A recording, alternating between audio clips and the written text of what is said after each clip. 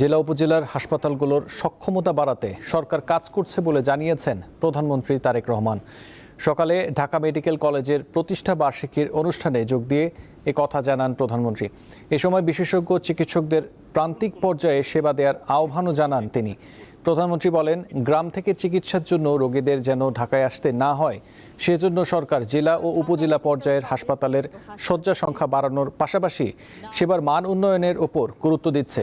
এছাড়া দেশের মানুষকে যেন চিকিৎসার জন্য বিদেশে যেতে না হয়, সেজন্য চিকিৎসকদের আন্তরিক হওয়ার আহ্বান জানান প্রধানমন্ত্রী। শেষ মুহূর্তে আমার আল্লাহ তৌফিক তাৎক্ষণিকভাবে আমি সেই ব্যবস্থাটি সমস্যার সমাধানের চেষ্টা করেছি।